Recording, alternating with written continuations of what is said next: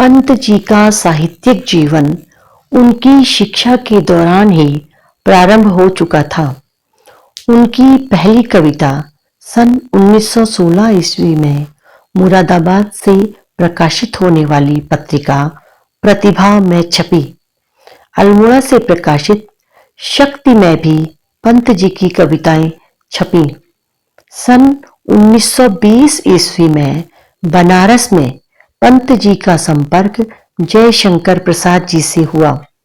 तब प्रसाद जी की सलाह और पद्म सिंह शर्मा जी की सहायता से पंत जी व्याकुल भारत नामक नाटक कंपनी में नाटककार के रूप में भर्ती हो गए। इस कंपनी के सुप्रसिद्ध नाटकों बुद्धदेव और प्रेम योगी के कई अंश तथा गीत पंत जी ने लिखे। सन 1922 ईस्वी में इस कंपनी के टूट जाने के बाद पंत जी रानीखेत आ गए और यहीं पर वरमाला की रचना हुई। सन 1925 ईस्वी में पंत जी ने राम विजय नाटक कंपनी में कार्य किया। सीता वनवास नाटक में पंत जी ने राम की भूमिका भी निभाई। सन 1927 ईस्वी में पंत जी ने प्रेम विद्यालय ताड़ीखेत में अध्यापन कार्य किया और यहीं पर उन्होंने राजमुकुट की रचना की। सुधा में भी पंत जी ने कार्य किया। सन 1930 से 1945 ईस्वी तक पंत जी ने अंगूर की बेटी, सुहाग बिंदी, ययाति और अंतःपुर का छिद्र नाटक लिखे। सन 1933 ईस्वी से पंत जी ने अपने उपन्यास लेखन को आगे बढ़ाया, जिसका प्रारंभ सन 1922 में सूर्यास्त से वे कर चुके थे।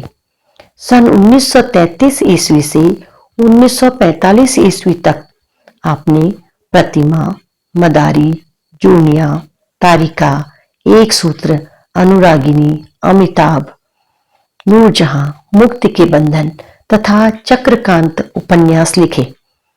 इस अंतराल में उन्होंने अनेक कहानियां और एकांकी नाटकों की भी रचना की, जो सुधा, सरस्वती और माधुरी पत्रिकाओं में प्रकाशित होती थीं।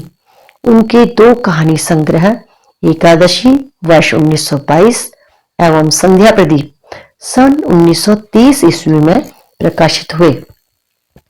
सन 1945-46 ईस्वी में पंत जी अपने मित्र राधेश्याम कथावाचक के पास भी रहे, जहां उन्होंने राम जन्म नाटक लिखा। सन 1946 ईस्वी से 1953 ईस्वी के मध्य पंत जी बंबई में निवास करने लगे। वहां पृथ्वीराज कपूर के पृथ्वी थिएटर्स में रहते हुए आपने अहंकार नाटक लिखा।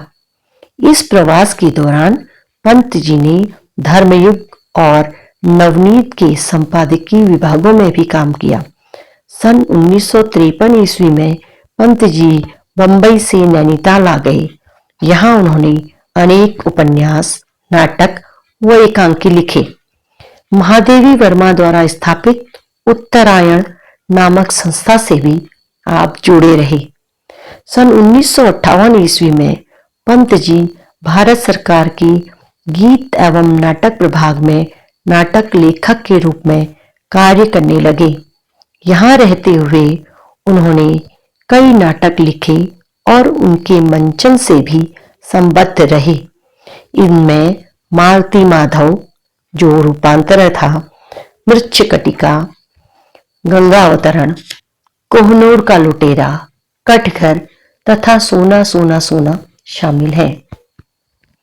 सन 1968 ईस्वी में पंत जी का एकांकी संग्रह विषकन्या और सन 1982 ईस्वी में कपड़े का आदमी प्रकाशित हुआ। आकाशवाणी के दिल्ली केंद्र के उपनिदेशक का पद पंत जी को देने का प्रस्ताव सूचना विभाग द्वारा लाया गया, परंतु उस पद को अस्वीकार कर उन्होंने सन 1970 ईस्वी में गीत एवं नाटक प्रभाग से अवकाश प्राप्त कर लिया। नैनीताल वापस आकर पंत जी स्वतंत्र रूप से साहित्य सृजन में जुट गई। पंत जी की लंबी साहित्यिक सेवाओं को ध्यान में रखकर उत्तर प्रदेश सरकार ने वर्ष 1977-78 में उन्हें 10,000 रुपये का नकद पुरस्कार देकर सम्मानित किया। सन 1986 ईस्वी में उन्हें साहित्य अकादमी पुरस्कार प्रदान किया गया। जुलाई 1991 ईस्वी में उनके गृह जनपद अल्मोड़ा में पंत जी का नागरिक अभिनंदन किया गया।